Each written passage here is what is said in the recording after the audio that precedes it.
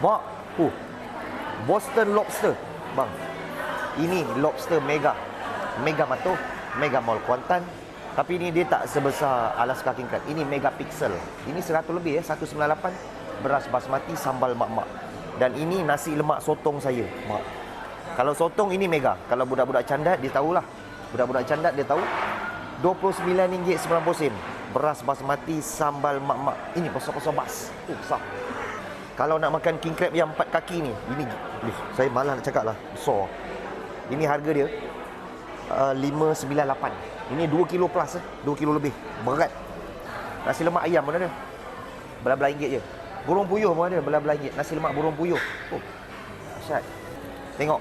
Ini nasi lemak lobster. Tonggik. Ini kesukaan Maria.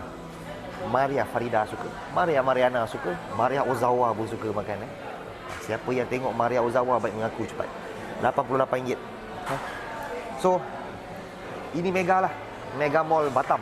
Okay guys, so tolong cek sekejap dah follow saya ke belum. Kalau belum follow, tolong follow saya. Ini kemudian restoran saya sekarang jam pukul 7. Waktu maghrib masih penuh juga. Di luar pun penuh. Ini hari biasa, bukan hari Sabtu.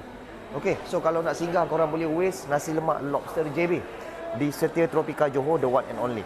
Tolong, pembayaran dekat sini boleh guna Visa, Master, surau disediakan, parking senang. Dan last kali tolong cek, salah ke tidak? Tolong cek sekejap dah follow saya ke belum. Kalau belum follow, tolong tekan button follow. Dan last kali tolong komen, salah ke tidak? Seumur hidup sekali makan Alaska King Crab. Kalau salah, komen salah. Kalau tak salah, komen tak salah. Jumpa lagi Alaska King Crab.